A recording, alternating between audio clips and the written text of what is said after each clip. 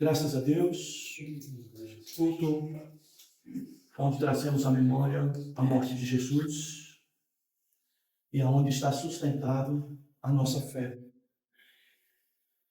Vamos fazer uso da palavra, queridos. Apocalipse,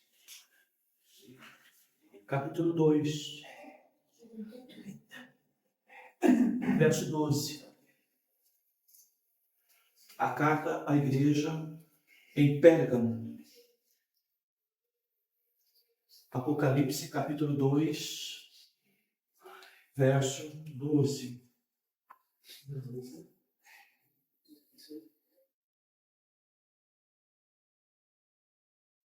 Diz assim o texto: escreve ao anjo da igreja em Pérgamo.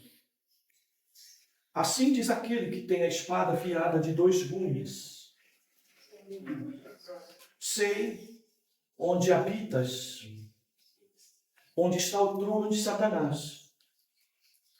Mas conservas o meu nome e não negaste a minha fé, mesmo nos dias de Antipas, minha fiel testemunha, que foi morto entre vós, onde Satanás habita. Entretanto, tenho algumas coisas contra ti, porque tens aí os que seguem a doutrina de Balaão, que ensinou Balaque a fazer os filhos de Israel pecarem, induzindo-os a comer das coisas sacrificadas a ídolos e a se prostituírem. Assim também tem alguns que, de igual modo, seguem a doutrina dos nicolaítas. Portanto, arrepende-te. Se não te arrependerdes, logo virei contra ti e lutarei contra eles com a espada da minha boca. Quem tem ouvidos, ouça o que o Espírito diz às igrejas. Ao vencedor, darei do maná escondido, darei uma pedra branca, na qual está escrito um novo nome, que ninguém conhece, a não ser aquele que o recebe. Amém. Graças a Deus.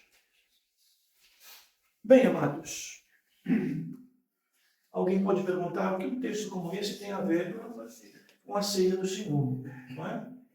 Bem, queridos, mas todas as vezes em que a palavra de Deus chama a atenção da igreja, e aqui a ideia é uma igreja corporativa, coletiva, é sempre uma palavra em que nós devemos entender como voltada ao corpo de Cristo.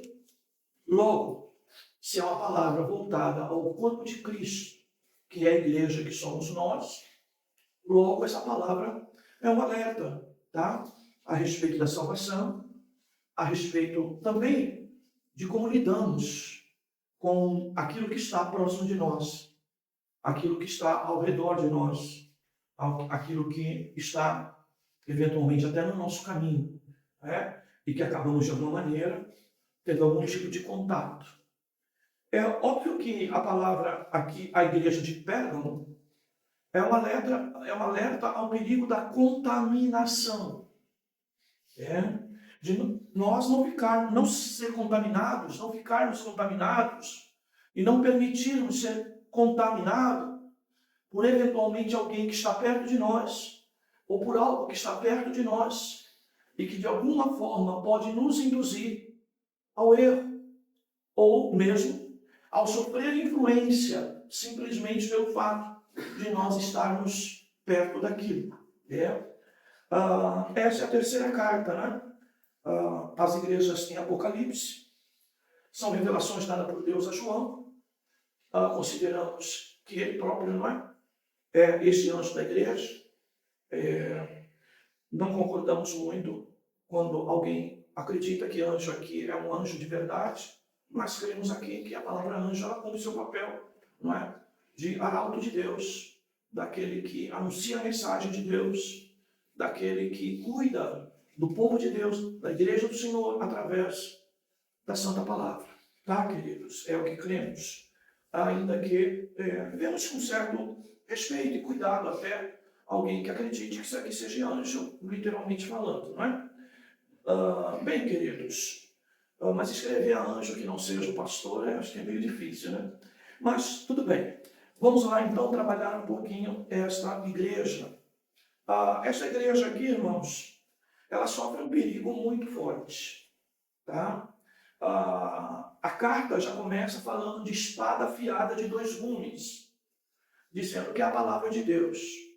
E é a palavra de Deus que nos julga sobre todas as coisas. João 7,24 é claro com relação a isso, que todo julgamento perfeito, ele vem através da palavra de Deus. A palavra de Deus, então, é a verdade, tá? Aqueles que vai julgar todos os fatos, ou tudo aquilo que parece mentira, ou que é mentira, será julgado pela palavra de Deus, que é a verdade.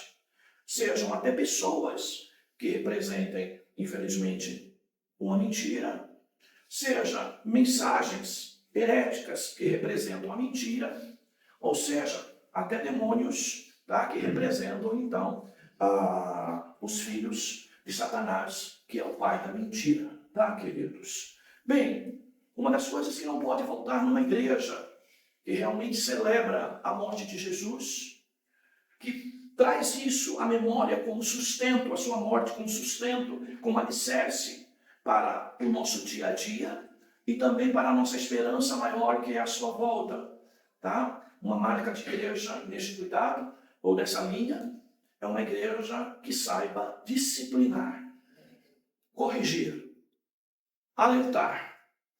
E é o que o texto aqui nos faz, tá, queridos? É realmente corrigir, alertar, disciplinar, tá?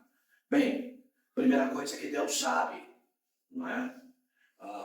Onde nós habitamos, onde a igreja está, de forma coletiva, mas também nós podemos aplicar a ideia de onde nós estamos, tá?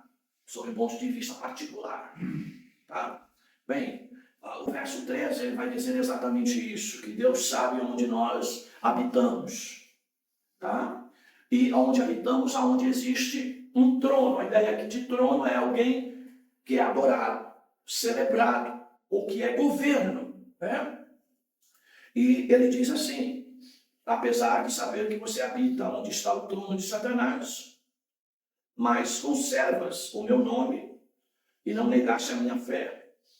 Vejam, queridos, essa é a grande ênfase aqui de chamada de atenção da igreja. A Bíblia diz que o mundo jaz no maligno. A Bíblia diz que o diabo está ao derredor procurando quem possa tragar. A Bíblia diz que o diabo, o Deus desse século, cega o entendimento dos incrédulos. Tá, queridos? E aqui este trono significa dizer que perto de nós, ou aonde nós estamos, existe alguém que está tomando uma cadeira de governo. Tá? E essa cadeira de governo, sem dúvida, é o pensamento secular, que domina no nosso mundo e que, de alguma forma, tenta nos influenciar. Tá? A Bíblia, então aqui, João está recebendo essa mensagem da parte de Deus e comunica à igreja de Pérgamo, tá, queridos, que nós corremos um sério risco, que não ocorreu com a igreja de Pérgamo, mas aonde nós estamos, onde habitamos, aonde uma maioria governa com um pensamento, tá, diferente do nosso, o que ocorre conosco, o perigo de quê? De negar o nome do Senhor Jesus. Por isso ele vai dizer, você habita aí, mas conservas o meu nome e não negaste, né, a minha fé. A igreja aqui de Pérgamo, ela está num lugar tenebroso. Quando se fala de trono aqui de Satanás, tá, queridos, está falando que alguém está usurpando o lugar que é de Deus. Está sendo governado por um usurpador. Está sendo governada, tá, por alguém que parece ser Deus, mas não é. E aqui, certamente, esse trono de Satanás, ele era o trono do imperador romano. que faz tipologia para o anticristo. Tá? Que Pérgamo estava num lugar aonde provavelmente havia um trono. E essa ideia de trono aqui, irmãos, ela dá a ideia que onde está o trono de Satanás é um trono que representa uma ideia de culto 24 horas.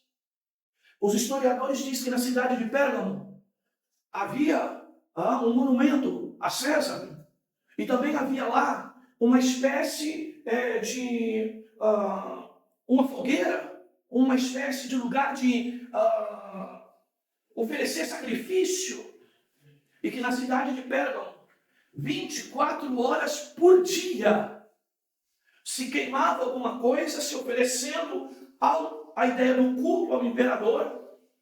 E há quem diga que alguém a entrar na cidade durante 24 horas por dia sentia naquela fumaça, naquele cheiro daquele sacrifício, tá? Um aroma de carne sendo sacrificada o dia inteiro. Olha, irmãos, quando a gente vai para a churrasqueira fazer um churrasco, as primeiras horas é até muito gostoso, mas depois de algum tempo, irmãos, aquela carne, até aquele cheiro começa a embrulhar o nosso estômago. Não sei se você sente isso. Imagine 24 horas por dia. Tem gente aqui que não concorda. Tem gente aqui que 24 horas vai cheirar e vai comer noite e dia. Pesquei, meu irmão. Pesquei, sei quem tu és. E outra vida. Então, queridos. Então, meus amados, essa ideia aqui, tá? Esse trono aqui representa a ideia onde Satanás criou um mecanismo para que a sua adoração mostrasse que ele estava 24 horas por dia no controle, no comando. Aqui é a ideia, tá, irmãos, de que os antigos falam em que Roma estava longe dos extremos do seu império, mas que lá tinha sempre o olhar de Roma sobre todas as pessoas e sobre todos os lugares. Tá? Essa é a ideia aqui. E a Bíblia diz que quando nós estamos 24 horas por dia rodeados ou com uma presença que representa esse controle e esse comando do próprio anticristo, que ainda que não esteja no meio de nós, mas o seu ministério, ou até o seu mistério se faz presente, né? Desde os tempos bíblicos, ou seja, ele prepara o mundo com suas mensagens, suas influências, até o dia em que ele apareça e que ninguém o resista. Tá? É exatamente essa ideia aqui, tá, queridos, de que nós estamos num lugar, tá, e que habitamos num mundo realmente bastante sério, bastante perigoso, tá, porque estamos correndo risco de ser influenciado por pessoas, por sistemas, por modelos, por religião, tá? Principalmente que cultua um homem, que é a ideia aqui, tá? De um homem ser cultuado como uma divindade, até o dia em que surja essa ideia de super-homem, que é o anticristo, e que será adorado. E a Bíblia aqui diz então, mas não negaste a minha fé e conservas o meu nome. Isso é uma marca registrada nos últimos tempos, queridos, em que várias situações da vida já está com julgamento diante de nós. Se aonde eu vou, onde eu passo, com quem eu estou, se eu já não estou fazendo o papel de um perdido, mesmo sem a grande tribulação chegar. E qual é o papel de perdido antes da tribulação chegar? É negar o nome de Jesus. É que ninguém pode saber quem eu sou. É de alguém que está negando a fé. Por quê? Porque o meio que ele está o induz a isso. O carrega nessa direção. Faz com que nós assumimos uma identidade de 007 da fé. De um agente secreto. De alguém que não apenas deixa de falar e de negar o nome de Jesus com as palavras, mas de negar o nome de Jesus também pela sua atitude, pelo seu comportamento, pela sua obra, pela sua maneira de agir. É quando eu fico parecido com o sistema, para que o sistema não identifique quem eu sou, para que eu não seja objeto de perseguição ou até de desprezo, eu então me escondo. E aí eu vou afirmar para você com toda a convicção bíblica e de alma que eu tenho. Quando o crente age assim, o crente já está, infelizmente, com a marca do anticristo, do 666. Queridos, é uma palavra muito séria. Porque logo a seguir ele vai dizer que a igreja em Pérgamo resistia e continuava sendo fiel testemunha, mesmo nos dias em que isso chegou num certo extremo, aonde Antipas, servo do Senhor Jesus, foi morto para todo mundo ver, tá? Mandado e consolidado essa morte com legalidade através desse que está sobre o trono, que é o poderio de Satanás. Olha só, queridos. Essa realidade aqui, irmãos, ela é antes da grande tribulação. Não importa em que linha a gente interpreta a escatologia, mas aqui o que nós vamos observar é que essa realidade ela pode estar presente em todo o tempo e em toda situação. Marca de um crente verdadeiro, ainda que haja Satanás governando sobre o lugar em que nós estamos. Marca de um crente verdadeiro é continuar sendo testemunha fiel, mesmo que isso lhe custe a morte física, lógico, tá? Mas a igreja em Pérgamo estava nessa situação. Ou seja, a Bíblia está dizendo que no tempo de Antipas, toda a igreja de Pérgamo poderia cair na mesma condenação aqui humana, pelo governo humano, pelo governo sob a influência de Satanás, tá? Que é a representação do reino do anticristo, porque eles resistiram e foram testemunha fiel de Deus, não negaram o seu nome, não negaram a fé, não é? Não se esconderam e permaneceram dizendo que só Jesus é o Senhor e não César, como era a frase nos tempos do Império Romano. César é o Senhor. César é o Senhor. E então a pregação do Evangelho se destacava assim, que só Jesus é o Senhor.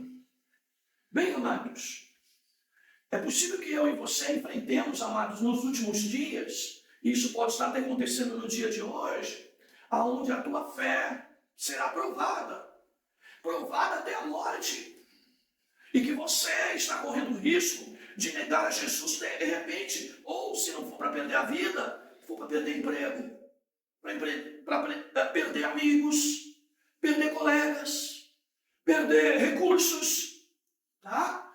Para ou negar o nome de Jesus, tá, queridos? E aqui a igreja de Pérgamo, ela ganha uma aprovação de Deus por conta disso. E tomara, queridos, que nós não caiamos nesse extremo, tá, irmãos? De nós nos travestir de outra coisa para esconder a identidade de cristão e de cristão bíblico. Bem, queridos, no verso 14, depois do elogio de permanecer não negando o nome, conservando o nome e não negando a fé em Cristo, a igreja de Pérgamo é chamada a atenção por um erro que ela estava cometendo. E que está muito associado a essa ideia de estarmos morando ou habitando aonde tem um governo mantido por Satanás. Tá? Era a igreja que, apesar de ser crente, a igreja que, apesar de conservar a fé, ela estava tolerando. Tá? Tolerando Diz lá, entretanto tenho algumas coisas contra ti, porque tens aí os que seguem a doutrina de Balaão, que ensinou Balaque a fazer os filhos de Israel, que ensinou Balaque a fazer os filhos de Israel pecarem, induzindo-os a comer das coisas sacrificadas a ídolos e a se prostituírem. Assim também, tem alguns que de igual modo seguem a doutrina dos nicolaítas. Semelhante é a ideia dos que serviam a idolatria, dos que comiam coisas sacrificadas a ídolos e daqueles que se prostituíam. Tá, irmãos? Veja, é possível, queridos, que o trono de Satanás, a que ele se refere no verso 13, está associado exatamente a esses tipos de influência ou pensamento. Qual era? Tá? De comer carne sacrificada aos ídolos, de se prostituírem e da idolatria. Tá, amados? E aqui, então, a ideia é de que o lugar em que a igreja de Pérgamo habitava, aonde estava o trono de Satanás, apesar dela se manter ainda viva na fé, ela estava correndo esse risco, tá, irmãos? Por quê? Porque ela estava sendo induzida. A palavra induzida aqui, ela tem uma relevância em relação a uma palavra em contraste com ela, que é obrigado. Tá? Então, o que estava acontecendo dentro da igreja? Ela estava tolerando e permitindo que esse tipo de procedimento e prática antibíblica e contra a Bíblia estava, de alguma forma, induzindo os irmãos a entrar por um erro doutrinário perigoso. Tá, amados? E aqui, então, a ideia de quando eu não sou levado à fé do mundo, à fé desse trono soberano mundano de pecado, mas eu usufruo de algum benefício, tá? Desse modelo que anda por aí. Por quê? Comer a carne, tá? Sacrificada aos ídolos. E é possível que tenha muita carne, diante do que eu falei, sacrifício de 24 horas, vai ter muita carne aí. E alguém, então, se beneficiava disso, como também se beneficiava de um sexo fácil, de um sexo fora do casamento, mas de um sexo fácil. E levava, então, essas pessoas a se servirem do sexo, não é? Por conta desta realidade. Bem, irmãos, são duas coisas perigosas. Primeiro, não é? De não negar o nome de Jesus por conta do sistema que está aí. Segundo, ainda que eu não negue, mas eu permiti que de alguma forma eu seja induzido ou alguém seja induzido aos benefícios que o sistema está promovendo, ou que Satanás está promovendo. Tá? Eu não me envolvo lá no sentido de sacrificar, de adorar a César. Mas aquilo que chega de lá como benefício, ou em alimento, ou em sexo, eu aproveito. Tá, queridos? E esse é um perigo, sabe, irmãos? Quando a gente quer evangelho com a intenção apenas de se aproveitar de alguns benefícios dele, ou de, eventualmente, a gente não sair de perto de alguém que está num modelo pecaminoso, porque a gente, de alguma forma, quer ainda usufruir dos benefícios que esse sistema possa nos produzir. É muito sério isso. A doutrina dos nicolaítas também é semelhante a essa, não é? De Balaão. Você sabe o que aconteceu com Balaão e Balaque? Não é, queridos? O profeta, ele sabia que não podia amaldiçoar o povo. Porque o que Deus abençoou, homem nenhum pode amaldiçoar. Mas ele sabia que ele podia, como diz o pastor Lenildo, jogar umas casquinhas de banana no meio do caminho. Poderia induzir o povo de Deus ao pecado. E ele sabia que quando o povo pecasse, a mão de bênção de Deus seria retirada e a bênção, então, de uma condenação seria estendida. Então, tome cuidado com alguém perto de você que está te induzindo ao pecado, que está te induzindo a uma prática pecaminosa, séria, reprovável. Porque o objetivo disso é realmente, queridos, trazer contaminação sobre a tua vida. E aonde o pecado aparece, ele traz junto com ele uma cobrança. O salário do pecado é a morte. A recompensa do pecado é a morte. Essa seria a melhor aplicação. Nada que o pecado se apareça para nós não vai apresentar conta depois. Tá? E nós precisamos entender que essa conta maior que o pecado produz não é apenas a morte física. Não temei aquele que pode só matar o teu corpo, mas temo aquele que depois de matar o teu corpo tem o poder de lançar a tua alma no inferno. Com quem você está andando, hein, querido? Quem que está te influenciando, hein, meu amado? Quem que está perto de você com práticas tão perigosas e que você já deveria ter escapado disso, fugido disso, mas você insiste em permanecer lá? Essa é a pergunta para um dia de hoje, em que a Bíblia chama de dia de exame. 16. Não há outro caminho. Quando Deus nos traz uma palavra como essa, é o 16. Portanto, arrepende-te. E arrepende-te aqui, irmãos, não é efetivamente chorar apenas, como resultado de um coração quebrantado, ou de um coração com remorso, na ideia de consciência. Mas aqui, irmãos, é mudar de atitude. Tá, queridos? É de afastar de você aquilo que está tentando te induzir, te influenciar e te levar para o perigo que isso representa, que é ser induzido ao pecado. Tá, queridos?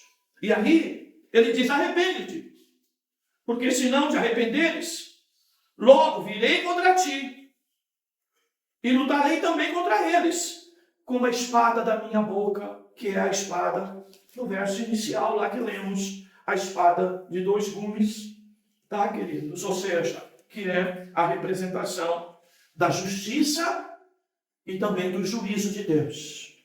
Quando numa demanda, tá, Roma estabelecia a espada com 2 referências nos 2 gumes. Por um lado, vai absolver, mas por outro lado, vai condenar. Queridos? 17. Quem tem ouvidos, ouça o que o Espírito diz às igrejas. Ao vencedor, darei do maná escondido, de uma pedra branca, na qual está escrito um novo nome, que ninguém conhece, a não ser aquele que o recebe. Aleluia. Esse texto aqui então vai dizer que ao vencedor ele dará primeiro, a comida que alimenta para sempre. A comida que é permanente. A comida que seja hoje ou seja lá no novo céu e na nova terra. Tá? A Bíblia diz, inclusive, lá no novo céu e na nova terra, que olhou no jardim e viu lá, não é? A árvore da vida. Aleluia. Representando a pessoa de Jesus. Que mesmo na eternidade, com vida eterna, nós saberemos que só temos a eternidade conquistada e que ninguém mais pode tirá-la de nós através da pessoa de Jesus Cristo. Ele é o alimento eterno. Ele é o pão vivo que vem de Deus para nos dar vida, não só hoje, e vida espiritual, mas garantir para o corpo, alma e espírito, não é? Totalmente transformado naquele grande dia, aleluia, ter alimento para viver para todo sempre. Aleluia. Aleluia. Ele vai dar o maná escondido. Sabe o que é esse escondido? É que a palavra de Deus, ela é escondida. Ela não se entende se Deus não revelar ela a nós ou nos iluminar para compreendê-la e entendê-la. Alguém pode até querer, desejar, mas se Deus não revelar a ela o valor dela, essa pessoa verá o evangelho talvez por uma filosofia, apenas pelo conceito humano, mas A palavra de Deus é espírito e vida, aleluia, para aqueles que a recebem. E é escondida porque só Deus pode revelar ela a nós. Aleluia. Nenhum sistema, nenhum homem pode nos dar discernimento. Somente o nosso Deus. Aleluia. Segundo, uma pedra branca. Essa pedra branca, irmãos, ela tem muito significado ao longo da história, principalmente dentro do Império Romano. Mas a pedra branca, principalmente, ela era dada dentro do Império para alguém que tinha sido absolvido de uma pena, ou para alguém que recebia algum título de propriedade. Tá? Essa pedra branca representava isso. E é isso que o escritor aqui quer dar para entender as pessoas, tá, queridos? Que esse arrependimento que nós apresentamos, ele será recebido por Deus. E isso nos levará a uma espécie de evidência de que Deus nos perdoou, nos justificou de qualquer tipo de pecado, através, então, dessa pedra branca, tá, queridos? A pedra branca da justiça de Deus. Da pedra branca, que é um título para nós, podermos até nos relacionar com as pessoas, numa ideia de que a nossa ficha foi limpa exatamente por Cristo, que Ele nos absolveu. Tá, queridos? Então, o vencedor, ou seja, aquele que se arrepende. Olha, irmãos, nós não estamos aqui para pregar um evangelho caduco, um evangelho de fábula. Tá? Nós não vamos para o inferno por causa dos nossos pecados. Nós vamos para o inferno por falta de arrependimento, por falta de fé na pessoa de Jesus Cristo, que Ele morreu e pagou pelos nossos pecados. Mas uma coisa que tem que acompanhar a vida do crente não é só no dia da sua conversão, é uma convicção de arrependimento permanente. Porque mesmo o bem que nós queremos fazer, por vezes não fazemos. Nós muitas das vezes ficamos até tristes com a nossa própria miséria espiritual. E pode ser que tenha alguém assim aqui hoje. Mas o que nós precisamos realmente é mostrar algo que a Bíblia fala que é fruto do arrependimento. Tá? O resultado de tudo aquilo que Deus trabalha na nossa vida tem que gerar um fruto. E esse fruto é quebrantamento. Mas mais do que isso, é um arrependimento acompanhado do quê? Que não desassocia nunca do arrependimento, que é mudança de caminho. Tá? E a mudança de caminho, irmãos, é escapar da influência do sistema que quer corromper a tua vida. Como já falamos. Então, queridos, a pedra branca, ela representa isso. E depois, no qual está escrito um novo nome, que ninguém conhece, a não ser aquele que recebe. Estamos falando aqui de um crente verdadeiro, de um crente que recebe um novo nome, que esse nome é escrito no livro da vida. Aleluia. Para que nós possamos, naquele grande dia, tá, saber que estamos na lista dos chamados como benditos de Deus. Venha e possua por herança aquilo que está preparado desde a fundação do mundo, que é a tua salvação, a minha salvação, a nossa salvação. Aleluia. Bem, amados, é possível que você não esteja na prática do erro, mas que você está permitindo a indução de alguém perto de você, de algo perto de você, que aos pouquinhos está ganhando teu coração, aos pouquinhos está virando a tua cabeça, e aos pouquinhos vai te levando para a situação anterior, aonde você vai acabar negando a fé e não conservando o nome de Jesus. Essa é a grande advertência. Então, meus queridos, aquele que é limpo, limpe-se ainda. É a palavra que Deus sempre nos traz ao coração. Ou seja, nós temos que tomar cuidado, tá, irmãos? Com os potenciais perigos que estão perto de nós. Tá? Cuidado para você não se beneficiar, tá? Comendo uma comida que foi oferecida aos ídolos, que foi oferecida a Satanás.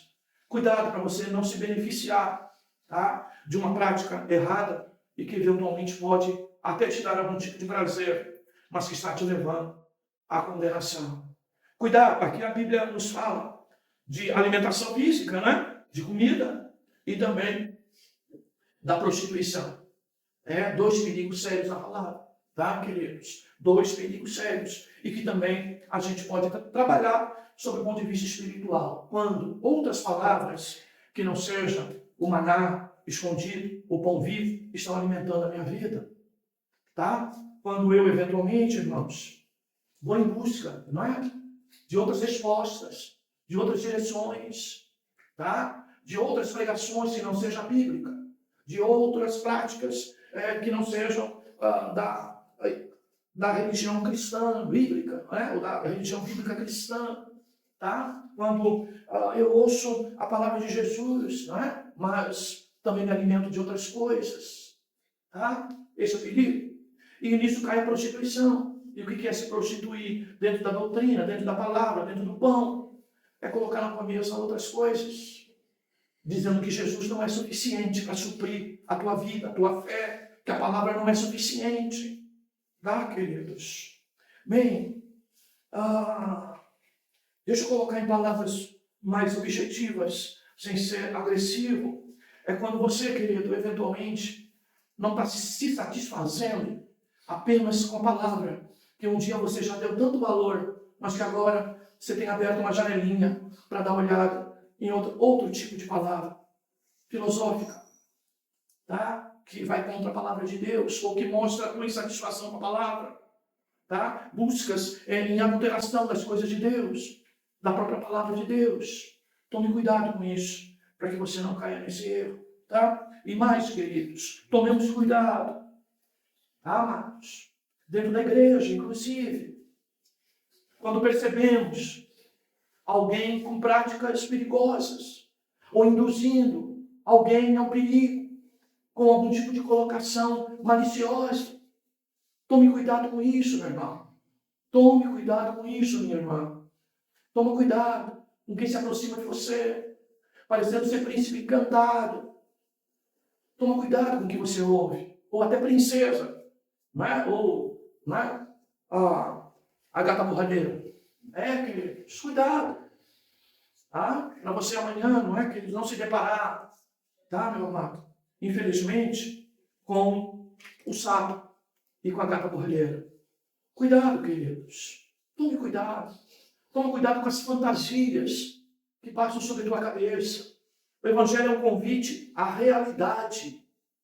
Cuidado quando se vive fantasias. Isso é muito perigoso.